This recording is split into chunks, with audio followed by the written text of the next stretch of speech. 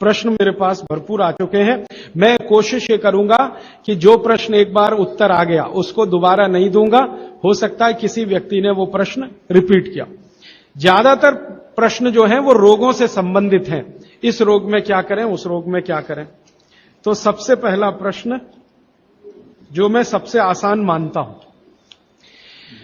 आंखों के नीचे काले धब्बे आ गए हैं तो क्या करें। मैं इसका उत्तर पहले दे चुका हूं, फिर दे रहा हूं। आपको सबसे अच्छा आसान उपाय मैं बता रहा हूं वो ये, जिनको भी डार्क सर्किल है सवेरे उठें, सबसे पहला जो आपका थूक है, मुंह का लार है, इसको आंखों के नीचे लगा के मालिश करें, हल्की हल्की मालिश करें। आपके सारे डार्क सर्कल खत्म हो जाएंगे। और ये जो सुबह का मुंह का लार है, इससे आप अपने त्वचा रोग भी ठीक कर सकते हैं। खाज है, खुजली है, दाद है, सोराइसिस है, इचियोसिस है, एक्जिमा है, हर जगह इसको अप्लाई करें और हल्की हल्की मालिश करें।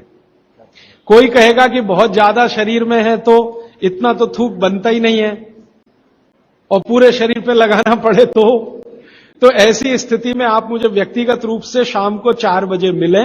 मैं आपको एक ऐसी दवा बता दूंगा या लिखा दूंगा जो थूक भी बढ़ा देगी और आपकी शरीर की खाज, खुजली, दाग, धब्बे सब मिटा देगी। वो व्यक्तिगत है। नींद बराबर नहीं आती, नींद बराबर नहीं आती है तो इसका माने एक ही आप जान लीजिए कि आपके शरीर में अगर वात बढ़ा हुआ है, वायु बढ़ी हुई है, तो अच्छी नींद कभी नहीं आएगी। तो इसके लिए बहुत सरल उपाय मैंने बताया था। रात को गाय का घी हल्का गर्म करके दोनों नाक में डाल के सोएं। गाय का घी हल्का गर्म करके, जब वो तरल हो जाए उतना ही गर्म करें और एक एक बूंद दोनों नाक में डालें और हल्के से खींचें, ज्यादा तेज नहीं, बस इतना करेंगे अंदर चला जाएगा। बहुत खींचने की जरूरत नहीं, क्योंकि आगे चला जाएगा, जहां नहीं जाना चाहिए वहां भी चला जा सकता है। तो हल्का खींचकर छोड़ दें और सो जाएं, भूल जाएं। फिर नींद बहुत अच्छी आएगी, खर्राटे बिल्कुल बंद हो जाएंगे, स्नोरिंग बिल्कुल खत्म हो जाएगी। नींद के समय जो खराब सपने आ रहे हैं वो सपने कभी आएंगे नहीं, अच्छे ही सपने आएंगे जब भी आएंगे।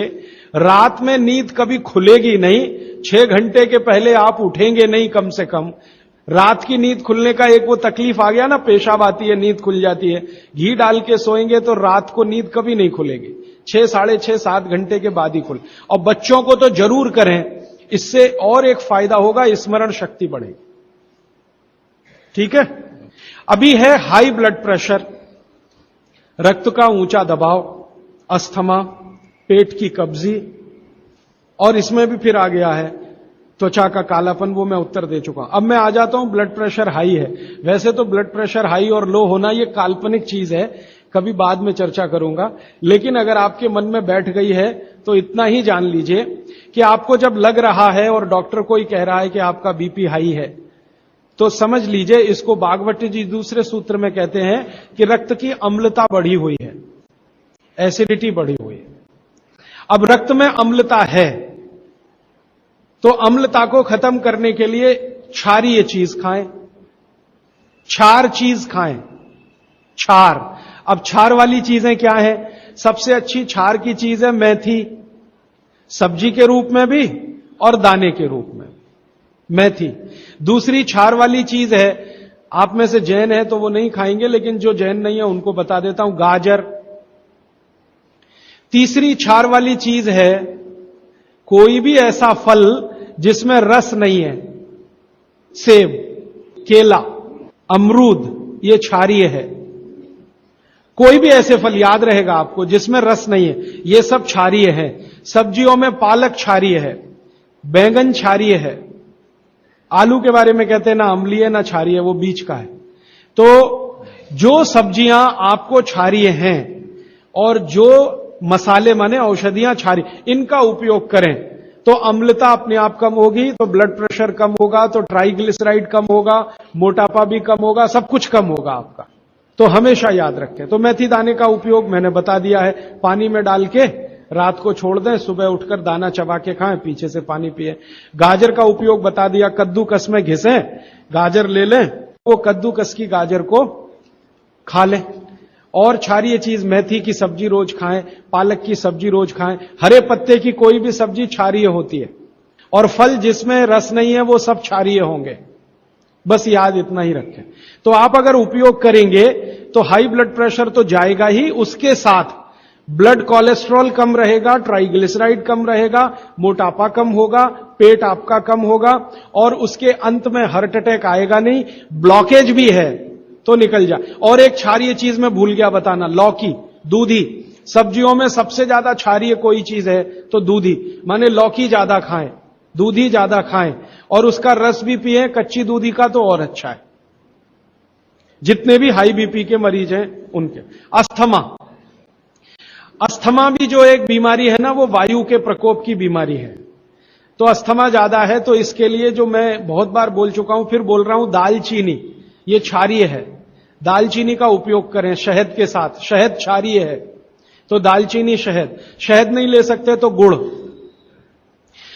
ये जो नारियल होता है ना, नारियल, मैंने आपको थोड़ी देर पहले एक बात कही है और मुझे याद आ गई, तो मैंने आपसे कहा जो भी फल में रस नहीं है वो क्षारीय है, और जो भी फल में रस है वो अम्लीय है। लेकिन ये नारियल अद्भुत फल है जो क्षारीय है रस होते हुए भी। तो ये क्षारीय है। अब ये क्यों है, ये बाद का विषय। तो आप अगर अस्थमा से शिकार हैं, दमा के शिकार हैं, तो नियमित रूप से नारियल खाइए। हरा नारियल खाइए, कच्चा नारियल जिसको कहा जाता है, चबा चबा के खाइए। कितना खाएं जी? एक दिन में 50 ग्राम तक खा सकते हैं चबा चबा। तो दालचीनी और गुड़ लिया और नारियल चबा के खाया, 3 महीने के बाद आपका अस्थमा जड़ से खत्म होगा, वो 40 साल पुराना हो तो भी। इसके बाद बाकी तो आंखों की है। मुंह में छाले बहुत रहते हैं। ये मुंह में छाले बहुत रहते हैं, इसका माने पेट आपका साफ नहीं है, बड़ी आंत आपकी कचरे से भरी हुई है। तो मुंह में छाले रहते हैं तो सुबह सुबह का जो मैंने नियम बताया ना, पानी उठते ही पिए, घूट घूट पिए, तो छाले अपने आप खत्म। जैसे ही बड़ी आंत साफ हो जाएगी, छाले कभी नहीं आएंगे। और अगर आपको ये करने के बाद भी छाले में आराम नहीं मिल रहा है, तो आपको एक सरल आसान दवा बता देता हूं जो होम्योपैथी की दुकान में मिलती है, जो बड़ी आंत को सबसे जल्दी से साफ कर देती है। उस दवा का नाम है बोरेक्स। सुहागा आप सब जानते हैं ना, सुहागा आंत को साफ करने वाली सबसे तीव्र दवा है, तीव्र। इसी का डाइल्यूशन करके होम्योपैथी में बनाया बोरेक्स। तो ले लें, किसी भी होम्योपैथी की दुकान से खरीद लें, 30 पोटेंसी में या 200 पोटेंसी में। इसके 3 ही खुराक लेंगे तो जीवन भर के लिए छाले की बीमारी आपकी आएगी नहीं, क्योंकि यह तुरंत बड़ी आंत को साफ करता है। पानी करेगा, धीरे धीरे करेगा। बोरेक्स तो एक ही दिन में काम करता है, लेकिन बागवट जी कहते हैं ये एक ही दिन का चक्कर छोड़ना चाहिए, तुरंत हर चीज का रिजल्ट मिल जाए। वो कहते हैं जीवन में कोई भी चीज फास्ट है ही नहीं, हर चीज स्लो है। तो कोशिश करिए पानी से ठीक करें, और अगर आप बहुत परेशान हैं तभी बोरेक्स का इस्तेमाल करें। और यह दवा हमेशा पानी में डाल के लें, 1 बूंद डाल दें पानी में, और उस पानी के 3 हिस्से करके उसको पी लें। 1 कप पानी हो, आधा कप पानी हो, 1/4 कप पानी हो। अभी आगे का एक प्रश्न। अच्छा, गाय के मूत्र के बारे में मैंने आपसे कहा था, तो उस पर प्रश्न आए हैं 4-5। गोमूत्र सही गाय का है या उसको कोई बीमारी है? किस तरह की प्रॉब्लम हो सकती है? अगर गोमूत्र सही नहीं है तो उस हाल में क्या करना चाहिए? मैं आपको विनम्रता पूर्वक एक एक्सपेरिमेंट जो हमने किया वो बता देता हूं। गाय को हमने 6 साल जहर खिलाया। एक गाय पर यह एक्सपेरिमेंट हमने किया, 6 साल जहर खिलाया, सबसे खराब जहर खिलाया। उसका नाम है संखिया, अंग्रेजी में कहते हैं आर्सेनिक। तो हमने गाय को दिया, चारे में मिलाकर दिया, बहुत मामूली मात्रा में, क्योंकि हम जानते हैं ज्यादा देंगे तो गाय मर जाएगी। हमें यह देखना था कि ये थोड़ा थोड़ा जहर देते हैं तो उस पर असर क्या आता है। तो 6 साल जिस गाय पर हमने ये प्रयोग किया, वो गाय अभी भी जीवित है, अभी भी जीवित है और स्वस्थ है, तंदुरुस्त है। हमने हर बार उसको संख्या दिया और हर दिन उसके मूत्र में टेस्ट किया, आया कि नहीं आया। क्योंकि ऐसे कहते हैं ना, खाओ तो सब कुछ आने ही वाला है मूत्र में और ब्लड में। तो 6 साल लगातार उसको संख्या खिलाने के बाद भी उसके मूत्र में 1.0000 में चले जाएं, उतना भी संख्या कभी नहीं आया। अद्भुत है ये।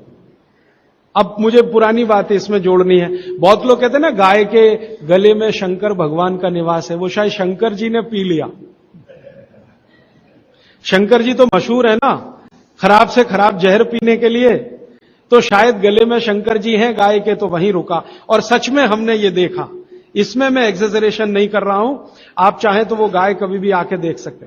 हमने उसके गले के आसपास महसूस किया 6 साल में एक ब्लू कलर का रिंग बन गया है, ब्लू कलर का, और वहां से ब्लड निकाला, उसको टेस्ट किया तो उसमें पूरा संख्या है, माने आर्सेनिक है।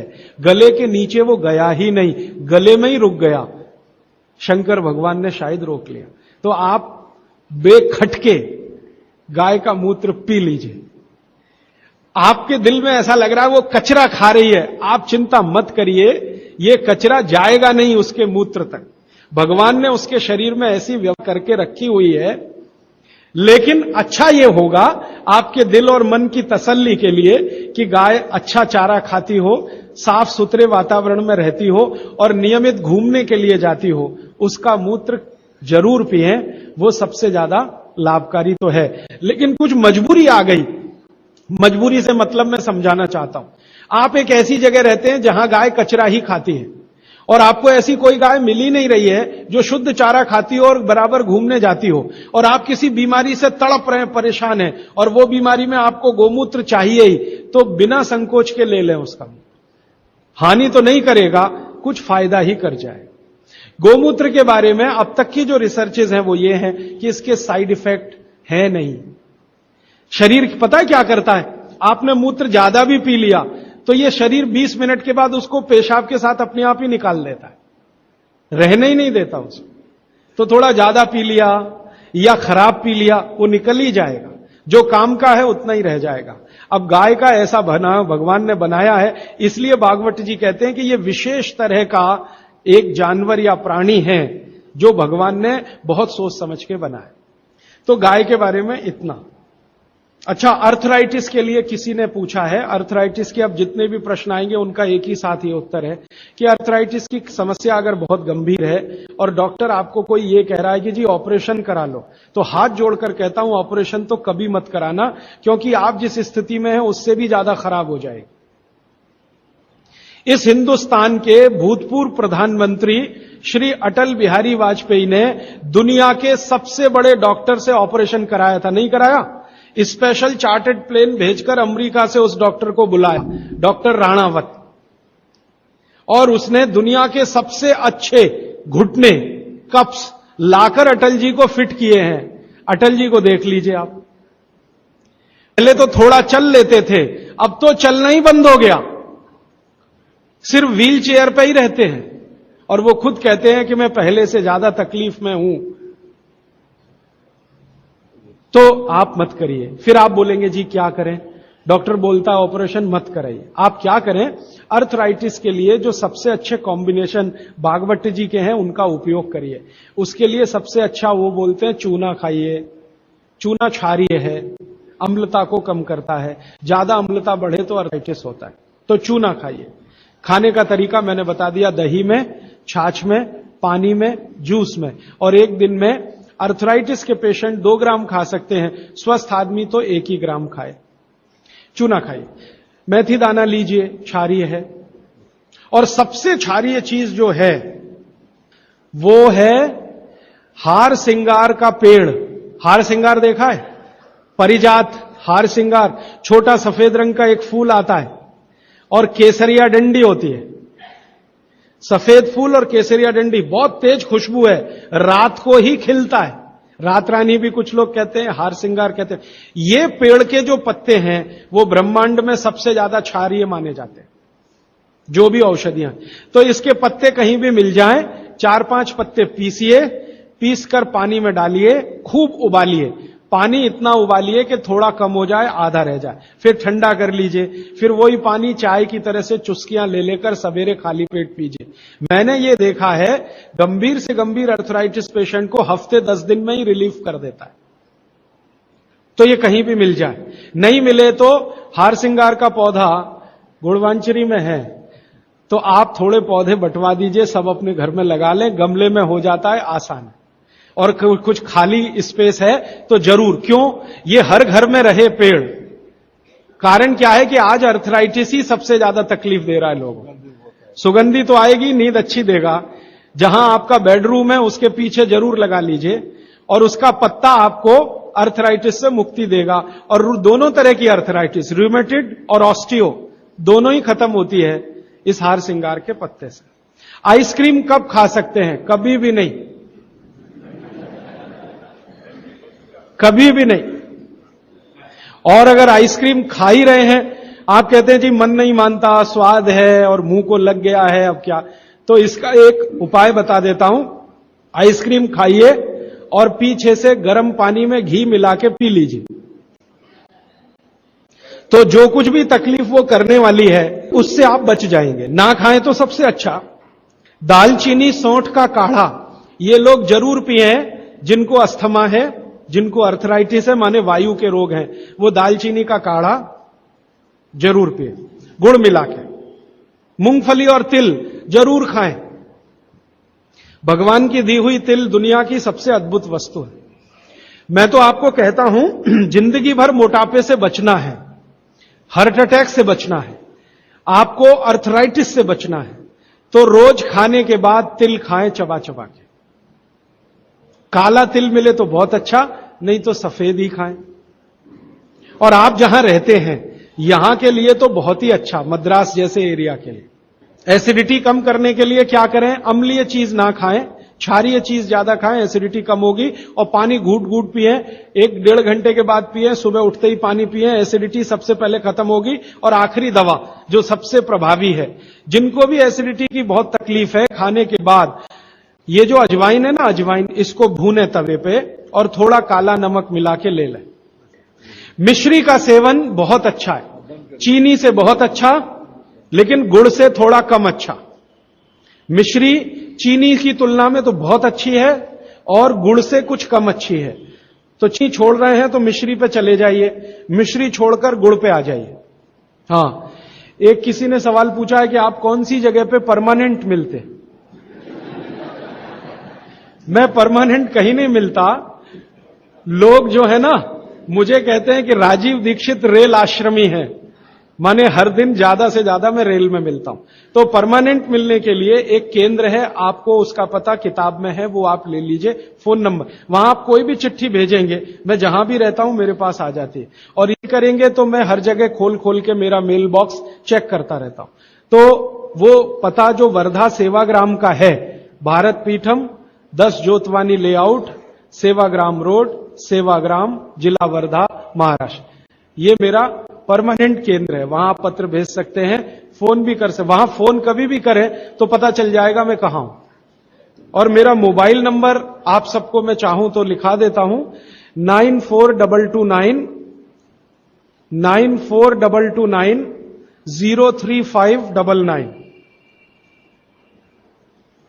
9422 03599, ये मेरा मोबाइल नंबर है। और ईमेल एड्रेस है rajivdixitaba@redixitab@rediffmail.com। और प्रदीप भाई, ये कभी भी आप इनको संपर्क करेंगे तो ये कहीं भी खोज के बताएंगे कि मैं कहां हूं। अभी मेरे पास एक प्रश्न है, वो इस समय के विषय से तो नहीं जुड़ा, लेकिन मैं जोड़ के जरूर उत्तर दे देता हूं। आजकल हमारे घरों में पेप्सी कोक से भी ज्यादा नूडल्स खाया जा रहा है।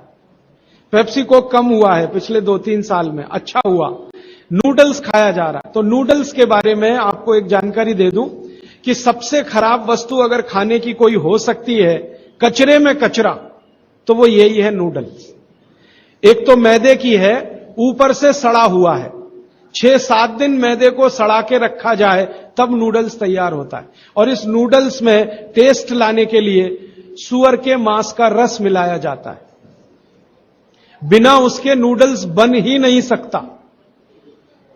जो मैगी है ना, मैगी या कोई भी नूडल्स, सूअर के मांस का रस, सड़ा हुआ मैदा, 6-6 दिन पुराना, उससे तैयार हुआ है। अब आप तय कर लो, खाना है या नहीं खाना। एक प्रश्न है जिसका उत्तर दे नहीं सकता। किसी ने कहा आज की शिक्षा बहुत बेकार है, वैकल्पिक शिक्षा की बात बताइए। तो समय ज्यादा है, आप मुझे ईमेल करिए, मैं लंबा जवाब दूंगा।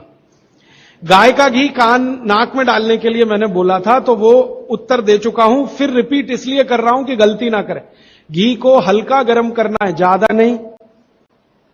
गाय का घी नाक में डालने के लिए हमेशा हल्का गर्म करना है, ज्यादा नहीं। और एक ही बूंद एक नाक में, दूसरी बूंद दूसरी नाक। हां, एक बहुत अच्छा सवाल है, दैनिक जीवन में कौन सा नमक खाएं? सबसे अच्छा सेंधा नमक खाएं।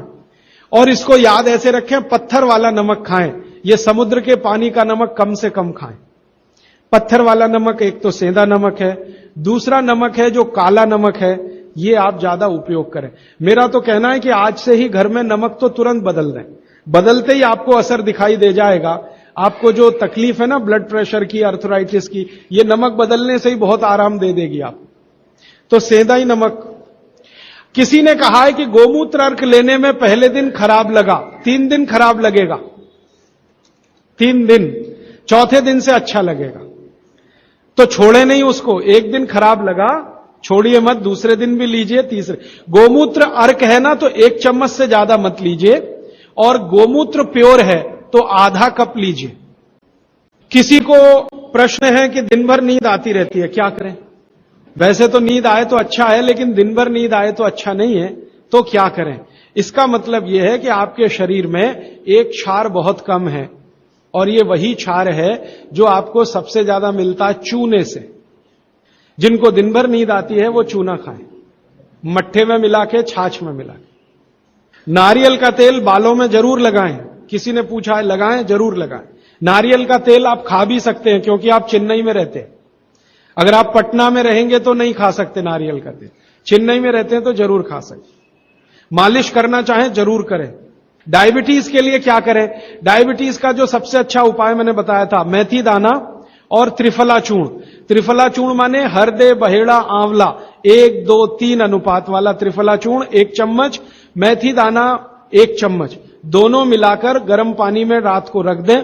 सवेरे उठकर इस पानी को पी लें और उसमें जो कुछ है चबा के खा लें। 3-4 महीने नियमित करेंगे, ब्लड शुगर नॉर्मल आने की पूरी संभावना है। और नहीं आए 3-4 महीने में ब्लड शुगर नॉर्मल, तो एक मुझे ईमेल जरूर करें या फोन करें।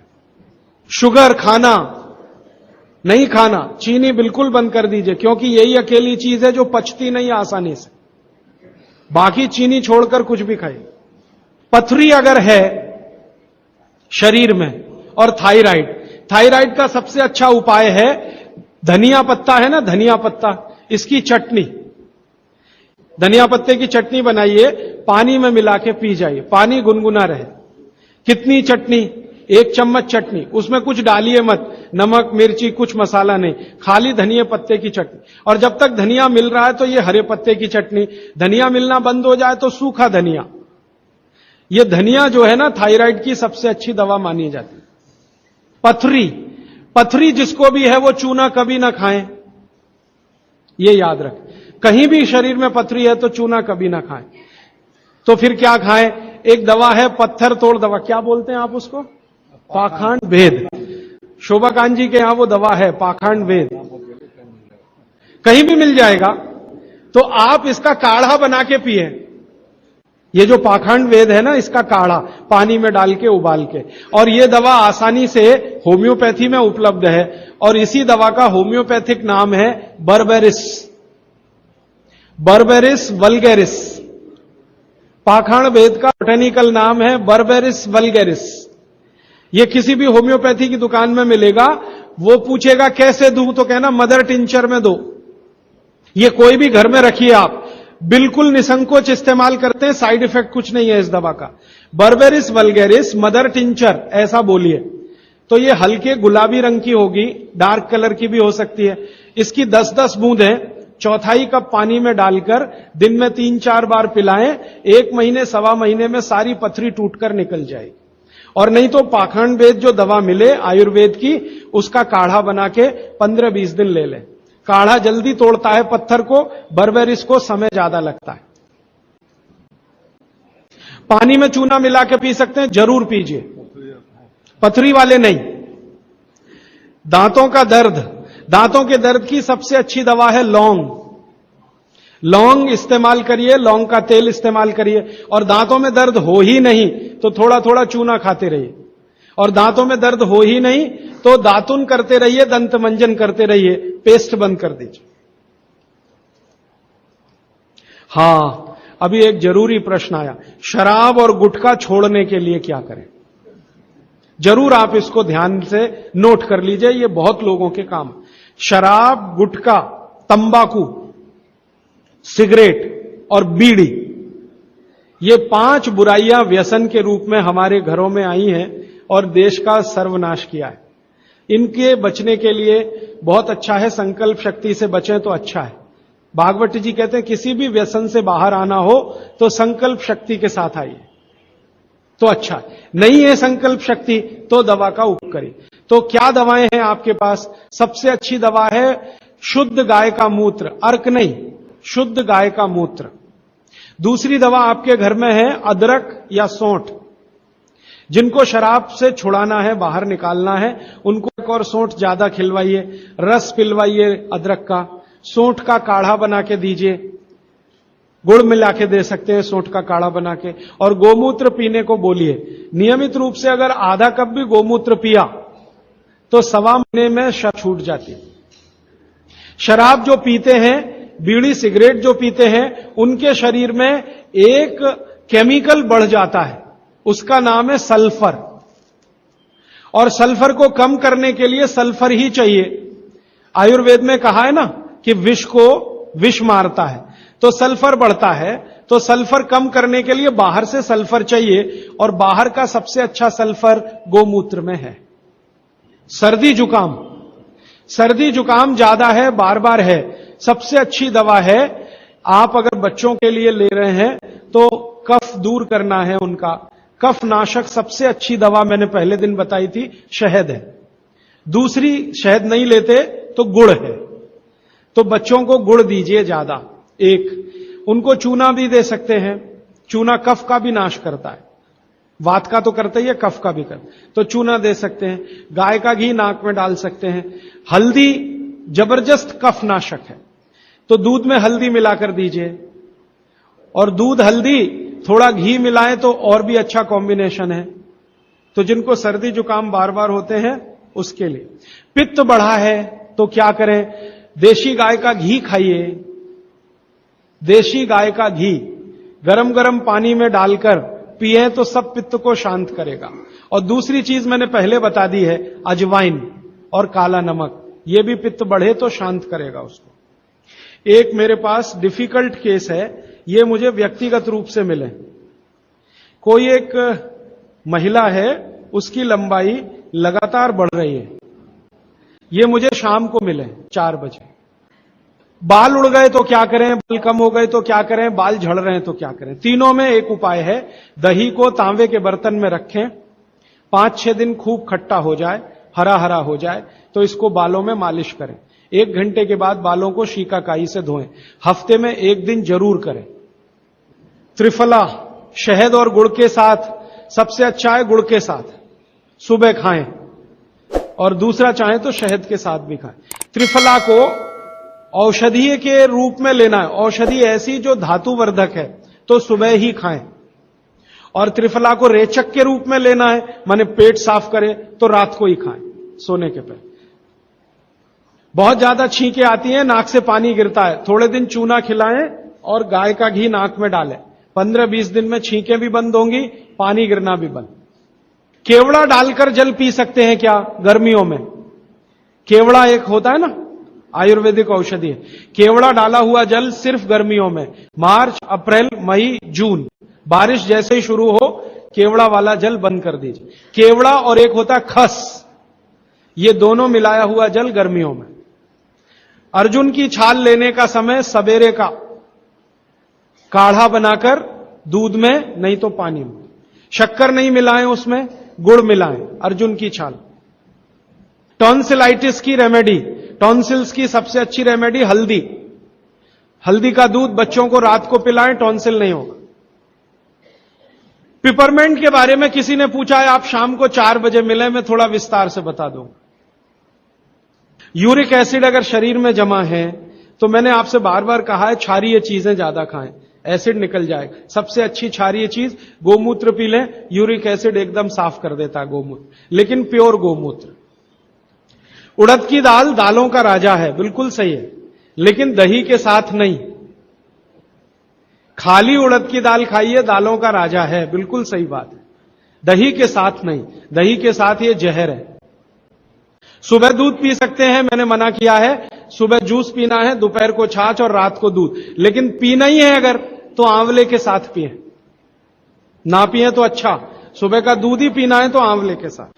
मोटापा कम करने के लिए उपाय बता दीजिए, आप लिख लीजिए इसको, नहीं तो याद कर लीजिए। जिनको भी मोटापा कम करना है उनको क्षारीय चीजें ज्यादा खानी है। तो मैंने आपसे कहा गाजर खाइए, गाजर नहीं खा सकते, दूध ही खाइए। अब खाएं कैसे? गाजर को कद्दूकस में घिसिए और उसके लच्छे बनेंगे। फिर थोड़ी एक और क्षारीय चीज आपको आजकल उपलब्ध है, सेब। सेब पूरा क्षारीय होता है, तो सेब को कद्दूकस में घिसिए, दोनों बराबर मात्रा में मिला के सुबह पेट भर के खा लीजिए। 3 महीने लगातार खाइए। फिर अगले 3 महीने इसको बैलेंस करने के लिए आंवला खा लीजिए। आंवला 2-3 आंवला रोज मुरब्बे के रूप में या क्या। फिर 3 महीने आंवला हुआ, फिर वापस इस गाजर और इस पे आ जाइए। तो साल भर अगर आप करेंगे तो बहुत आराम से 1/3 वजन तो आपका घट ही जाएगा, हो सकता है किसी का आधा भी हो जाए।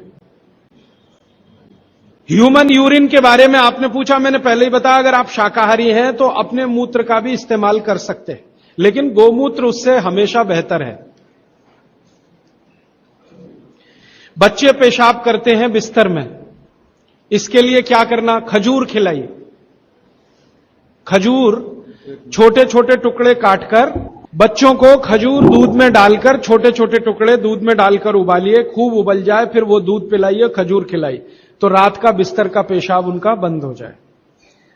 वो एक प्रश्न है, वो कब्जियत से जुड़ा हुआ है। वो ये कहते हैं कि जल्दी से संडास उतरती नहीं है, क्या करें? रात को त्रिफला चूर्ण खा के सो जाइए, नहीं तो दूध में घी मिलाकर पी लीजिए, ये सबसे अच्छा है। दूध में घी मिला के रात को सोने से पहले पिए तो सवेरे संडास बहुत आसानी से उतरती है और सबसे कम समय में पेट साफ होता है। नहीं तो त्रिफला भी ले सकते हैं। 3 महीने। देखिए, एक नियम हमेशा याद रखिए, जो मैं बार बार कह, लगातार कोई भी दवा आयुर्वेद की 3 महीने से ज्यादा मत खाइए, और अगर जरूरत पड़ रही है तो थोड़े दिन ब्रेक दे दीजिए, 15 दिन का, 10 दिन का, 20 दिन का। ब्रेक के बाद फिर अगले 3 महीने ले सकते हैं, फिर ब्रेक दे दीजिए। फिर ये नियम बहुत जरूरी है, नहीं तो तकलीफ बहुत दूसरी भी हो सकती। पीठ की हड्डी में दर्द है, चूना खाइए। बच्चों को खांसी की एलर्जी अगर है तो नियमित रूप से, मैंने कहा ना, ऐसी चीजें दीजिए, कफनाशक है, सूंठ है, पान का पत्ता है, शहद है, गुड़ है, ये सभी कफनाशक हैं। कितनी उम्र के बच्चों को त्रिफला दिया जा सकता है? अगर छोटे बच्चे हैं तो त्रिफला ना देकर आंवला दीजिए, और त्रिफला देने का समय अगर शुरू कर रहे हैं बच्चों को तो थोड़ा 3-4 साल हो जाने दीजिए उनका। 3-4 साल के पहले दे सकते हैं तो आंवला दीजिए। और वैसे तो मेरा कहना है 14 साल की बच्चों को आंवला ही अच्छा है, त्रिफला उनको ना ही दें। त्रिफला एक उम्र के बाद ही सबसे अच्छा होता है। बहुत अधिक उम्र में घुटनों का दर्द, कमर का दर्द, तरीका मैंने वही बताया, चूना सबसे अच्छा है। अधिक उम्र में चूना सबसे अच्छा, अर्थराइटिस के लिए, घुटनों के दर्द। एड़ी का दर्द और कोहनी का दर्द तो ऐसे ही मिट जाएगा जब पानी घूट घूट पीने लगेंगे। जल्दी भूल जाए, स्मरण शक्ति कम हो, गाय का घी नाक में डालना सोते समय। नींद जल्दी ना आए तो क्या करना? गाय का घी नाक में डाल के सोना। हां, एक बहुत इंटरेस्टिंग प्रश्न आया, वो पहले दिन का जो मेरा व्याख्यान था कि फ्रिज का क्या करें। तो मैंने तो बोला था कि ये बंद कर दें, अगर आपका दिल नहीं मानता बंद करने के लिए, क्योंकि मैंने कहा ना, हिंदुस्तानियों में एक बुरी आदत है कचरे को इकट्ठा करने की। घर में डिब्बे इतने इकट्ठे रहते हैं, तू पड़े रहते हैं, फेंकते नहीं। हमें हमेशा ये सोचते कभी काम आएंगे, कभी काम आएंगे, तो ये चक्कर घुस गया। अब पता नहीं ये अंग्रेजों के समय से आया या पुराना। तो फ्रिज भी वैसी ही कोई चीज है। तो एक बहन ने या किसी ने सवाल ये लिख के भेजा है कि फ्रिज में से हमने सब्जी निकाल के 48 मिनट रख दी तो अब उपयोग कर सकते हैं? हाँ, कर सकते हैं। उसको शायद ये बात अच्छे से समझ में आई। वो 48 मिनट का जो किस्सा मैंने बताया ना, तो वो चाहती नहीं है कि फ्रिज घर के बाहर जाए, किसी तरह इसका उपयोग होता रहे। तो ये मजबूरी का खेल है, लेकिन कर लीजिए कि आप कुछ भी जो रखा है फ्रिज में, अगर उसको पकाना चाहते हैं, खाना चाहते हैं, तो निकाल के 48 मिनट रख दीजिए, फिर उसका उपयोग कर लीजिए सब्जी के रूप में। नहीं तो एक चीज मत करिए कभी भी, कोई भी चीज एक बार गर्म करके आपने फ्रिज में दी तो दोबारा गर्म मत करिए। वो दूध हो या सब्जी हो या दाल हो, करिए ही मत। क्या करना, निकाल के रख दीजिए, 48-50 मिनट रखी रहे, वो अपने आप थोड़ी गर्म हो जाएगी प्रकृति की गर्मी से, फिर वही खा लीजिए। गर्म तो दोबारा बिल्कुल मत करिए। फ्रिज के दूध को दोबारा गर्म कभी मत करिए, फ्रिज की दाल को दोबारा गर्म कभी मत करिए, फ्रिज की सब्जियों को दोबारा गर्म मत करिए। चटनी भी फ्रिज में से निकाल के रख के खाइए। दही भी फ्रिज में दही रख देते हैं, 48 मिनट रखा रहने दीजिए, फिर आप उसका उपयोग करिए। तुरंत निकाल के और छाछ बना के वो बिल्कुल मत करें। मेवा खाना चाहिए कि नहीं? सूखा मेवा जरूर खाइए, ड्राई फ्रूट्स आप जरूर खाइए, लेकिन जो ड्राई फ्रूट्स आपके लिए अनुकूल हैं, आप जहां रहते हैं वहां के हिसाब से मैं कह रहा हूं, सबसे अच्छा बादाम आपके अनुकूल है। आपके अनुकूल काजू नहीं है। बादाम बहुत अनुकूल है मद्रास में रहने वालों को, काजू अनुकूल है जम्मू कश्मीर में रहने वाले, तो बादाम भरपूर रखते हैं। और जो दूसरी चीज अनुकूल है, मुनक्का, किशमिश। किशमिश और मुनक्के में थोड़ा अंतर है, बड़ी किशमिश को मुनक्का, तो मुनक्का और किशमिश ये आपके बहुत अनुकूल है। बादाम आपके बहुत अनुकूल है। मखाना, मखाना 50-50 है। ज्यादा अनुकूल तो बिहार उत्तर प्रदेश वालों को है, और थोड़ा चले तो झारखंड वालों को। आपके लिए 50-50, ना बहुत प्रतिकूल है ना बहुत अनुकूल है, बीच का है। और बाकी जो अखरोट वगैरह हैं ये आपके अनुकूल नहीं। अखरोट खाना चाहिए हमेशा ठंड में रहने वाले लोगों को, आपके लिए अखरोट बिल्कुल अनुकूल नहीं। और ड्राई फ्रूट्स क्या खाते हैं आप? चिरौंजी, चिरौंजी क्या कहते हैं उसको? जो चिरौंजी है वो आपके लिए अनुकूल है, चेन्नई के आसपास के लोगों के लिए अनुकूल है, वो आप खा सकते हैं। और ड्राई फ्रूट शायद इसके आगे हैं, हां, केसर। केसर अगर आप खाएं, वैसे तो औषधि है, ड्राई फ्रूट नहीं, लेकिन ये 3 महीने के आगे नहीं खा सकते, नवंबर, दिसंबर, जनवरी। और दूध में मिला के। मिश्री, पिस्ता, पिस्ता 50-50 है। अंजीर बहुत अनुकूल है सिर्फ एक ही किस्म के लोगों के लिए।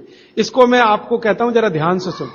जिनको शरीर में शक्ति की कमी लगती है, शक्ति की कमी लगती है, ताकत कम है, शक्ति कम है, उनके लिए अंजीर बहुत फायदे की है। लेकिन जिनको पहले से ही ताकत है वो ना खाएं इसको। चेंदारू क्या होता है? एप्रिकॉट। हाँ, एप्रिकॉट आपके लिए ठीक है, आप खा सकते हैं एप्रिकॉट। हाँ, एक सुझाव है, प्रश्न नहीं है, और वो सुझाव मुझे स्वीकार है। वो ये कहते हैं कि आप चले गए उसके बाद क्या?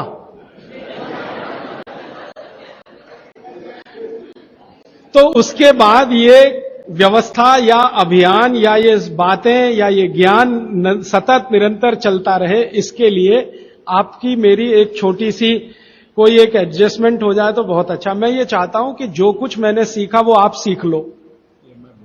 हाँ, और बाबूजी बोलेंगे वैसे, मेरा ऐसा कहना है जो मैंने सीखा वो आप सीख लो, उतना ही सीख लो जितना मेरे पास है, फिर आप उससे आगे भी सीख सकते हैं और ये दूसरों को सिखाते जाएं। तो नियमित रूप से ऐसी व्यवस्था अगर आप सब मिलकर करें, मुझे स्वीकार है। सुबह का पानी तांबे के बर्तन का पी सकते हैं जिनको कब्जियत की बहुत तकलीफ है, लेकिन शरीर में तांबा ज्यादा हो तो वो नहीं पिए।